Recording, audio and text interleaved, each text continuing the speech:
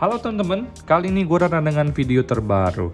Oke guys, di video kali ini gue pengen sharing ya, alasan gue netapin iPhone 11 Pro ini adalah iPhone terbaik yang pernah gue beli teman-teman. Tentunya dari segi harga, dari segi efektivitas dan jangka pakainya teman-teman ya. Nah, sebelum masuk ke alasan tersebut atau alasan khusus ini, gue pengen sharing singkat teman-teman karena banyak juga yang nanya, Bang, beli iPhone itu rekomendasi di mana, Bang? Nah, kebetulan gue itu di Denpasar stay-nya, teman-teman.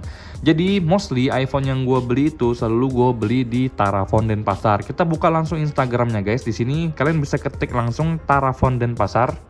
Ini Instagramnya. Nah, ini pusatnya di Surabaya, cuman di Denpasar dan di Malang juga ada nih, guys. Waktu itu gue beli iPhone 11 Pro ini seharga 7,5 atau 7,6 ya, gue lupa. Full set, dapat semua dari charge-nya juga ada dan lain-lain, semuanya lengkap guys ya. Nah, kalau untuk unitnya juga oke teman-teman. Nah, kenapa gua rekomendasiin kalian beli iPhone di toko ini? Karena satu teman-teman, dia garansi emailnya seumur hidup. Jadi kapanpun kalian kena blok emailnya, kalian bisa langsung ke toko atau minta tolong bantuan mereka untuk diatur unblocknya gimana. Karena mereka sudah kasih garansi email seumur hidup. Kedua guys, ini after salesnya bagus. Dulu gue pernah beli iPhone XS di Tarafon Denpasar ini, dan gue ngerasa unitnya itu suka mati sendiri. Gue datang ke toko, gue komplain, langsung ganti unit. Nggak banyak ngomong, nggak banyak basa-basi, langsung oke, Pak, kita ganti langsungnya dengan barang yang lebih baik. Nah, gue ngerasa after sales itu juga salah satu hal yang penting untuk kalian perhatikan. Karena takutnya ini kita udah beli di toko, ada kerusakan, malah responnya slow banget gitu teman-teman. Nah, di sini teman-teman juga ada yang namanya toko online mereka teman-teman, ada di Tokopedia-nya juga nih guys. Nah, bagi kalian yang pengen beli iPhone, ini gue cantumin linknya untuk beli iPhone 11 Pro ini di toko Tarafon ini teman-temannya. Nanti gue cantumin linknya di deskripsi gue ini guys ya. Nah, terus selanjutnya guys, kalian pasti banyak nanya, Bang, gue ngeri diblokir Bang walaupun udah dapat garansi seumur hidup. Ngerti guys, ngerti, gue juga takut nih kadang-kadang diblokir. Cuman kalian kan tahu pemerintah itu netapin blokirnya itu fixnya itu pastinya itu September 2020. Jadi untuk handphone yang di bawah September 2020 itu tuh adalah pemutihan teman-teman. Jadi termasuk handphone yang tidak diblokir. Secara teorinya begitu. Untuk semakin meyakinkan diri kalian beli iPhone second, sebelumnya kalian buka dulu email handphone itu. Kalian cek dulu guys email handphone yang ingin kalian beli. Seperti ini, gue copy email gue. Di sini kalian copy dulu guys. Setelah kalian copy, kalian masuk ke iUnlocker.com teman-teman. iUnlocker.com ya. Nah, ini adalah situs untuk kalian ngelihat itu kapan sih rilisnya handphone kalian teman-teman. Nah, setelah kalian masuk ke iUnlocker.com, kalian buka di sini ada namanya cek email teman-teman. Kalian cek di sini emailnya, kalian paste ya email kalian tadi di sini. Jangan lupa juga ini yang ada spasinya kita buang dulu guys ya. Kalau ada spasinya di sini, spasinya kita buang. Oke, kita kemudian cek teman-teman. Kenapa? Ini tuh untuk meyakinkan kalian juga handphone kalian itu di atas September 2020 atau di bawah September 2020. Kenapa gue saranin? Karena iPhone 11 ini itu rilis tahun 2019 teman-teman ya. Pasti secara logikanya 2019 nggak bakal kena nih karena kan 2019 rilisnya gitu loh, bukan September 2020. Tapi jangan salah guys, ini punya gua udah gua cek, ternyata ini rilisnya tahun 2020. Jadi 11 Februari 2020 nih guys. Nah, untuk asuransinya habisnya 2021. Jadi ada kemungkinan nih teman-teman handphone kita ini lahirnya tuh agak jauh teman-teman. Ngerti nggak maksud gue tuh? Walaupun rilisnya tahun 2019, ada kemungkinan dia 2020 Desember baru rilis baru lagi. Seperti kita tahu kan teman-teman, iPhone 11 juga masih ada kan di iBox teman-temannya. Nah, kebetulan iPhone 11 Pro gue ini lahir tahun 2020. Jadi kalau melihat kayak gini, gue ngerasa yakin nih, oh nggak ada masalah nih. Harapannya seperti itu guys ya. Dan selama ini gue pakai nggak ada yang namanya blokir email ya teman-teman. Oke, sekarang kita masuk ke alasan khusus kenapa gue netapin handphone ini sebagai iPhone terbaik yang pernah gue beli teman-temannya. Let's go. Oke guys, alasan pertama adalah baterai.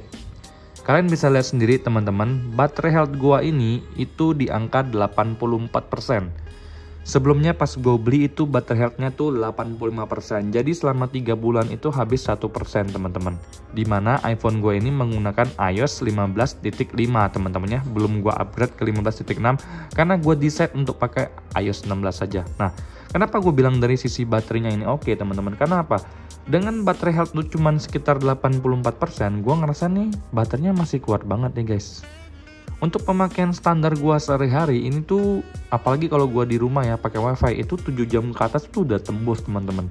Kalau gua lagi kerja teman-teman pakai internet ya, pakai sinyal seluler data, itu 7 jam juga tembus teman-teman. Paling sekitar 7 jam setengah itu udah mulai harus dicas kalau untuk pemakaian gua di luar. Tapi kalau gua pakai wifi di rumah, itu gua ngerasa kayak ya udah 7 jam ke atas tuh masih up aja, 9 jam juga oke-oke aja, apalagi kalau misalkan gua nggak main game teman-teman ya. Nah, kebetulan pemakaian gua memang nggak main game banyak-banyak, gua lebih banyak ke sosmed, ngedit foto, ngedit video, foto-foto gitu doang sih guys. Nah, jadi alasannya tuh baterainya ini walaupun udah turun, gua ngerasa nggak ada beda sama sekali dengan baterai 100%. Itu yang gua rasain teman-teman. Mau diadu sama iPhone 11 juga gua berani-berani aja nih guys, nggak takut gitu. Alasan kedua nih guys ya, alasan keduanya adalah desain guys. Jadi kalian bisa lihat sendiri teman-teman, kalau untuk desainnya ini bagi gua pribadi dari perspektif gua, ini desainnya yang tidak lekang oleh waktu. Artinya nggak gampang ketinggalan zaman. Dengan desain seperti ini guys, ini tuh masih awet untuk bertahun-tahun ke depan dari sisi desainnya teman-teman, dengan kamera 3-nya seperti ini, dengan bahan kacanya yang bukan kayak iPhone 11 ya yang kayak kaca kelihatan, tapi ini tuh kayak doff gitu teman-teman. Tuh, desainnya tuh menurut gua mewah. Nah, maka dari itu menurut gua desain ini teman-teman itu bakal bertahan bertahun-tahun ke depan teman-teman. Ya, selama masih ada dapat update iOS, iPhone ini bakal menjadi iPhone terbaik yang pernah gue beli teman-teman ya. Nah, desainnya ini menurut gua itu keren banget. Ini kayak masterpiece gitu ya guys ya. Jadi mau iPhone 14 keluar, mau iPhone 15 keluar, desainnya iPhone itu memang nggak bakal gimana ya, nggak bakal ngebosanin teman-teman. Apalagi udah seri 11 ke atas dengan kamera seperti ini tuh udah keren banget guys ya. Jadi untuk dari segi desainnya yang paling gue suka itu adalah kayak ngedav ini teman-teman. Ini tuh keren banget teman-teman ya. Nah, itu alasan kedua gue teman-teman ya. Oke teman-teman, sekarang kita masuk ke alasan yang ketiga teman-teman ya. Kenapa gue bilang ini iPhone terbaik yang pernah gue beli.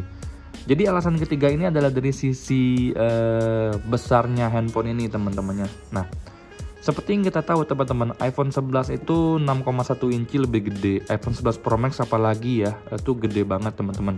Dan iPhone 11 Pro adalah varian yang size-nya ini dengan 5,8 inci itu yang paling compact dengan tangan gua teman-teman. Jadi gua ngerasa kalau misalkan handphone itu compact sama tangan gua nih teman-teman, gua ngerasa itu kinerjanya lebih enak guys. Kalau untuk gua penggunaan sehari-hari itu lebih enak, 1 jari bisa teman-temannya, mau 2 jari juga bisa. Intinya gua lebih fleksibel ya pakai iPhone 11 Pro ini.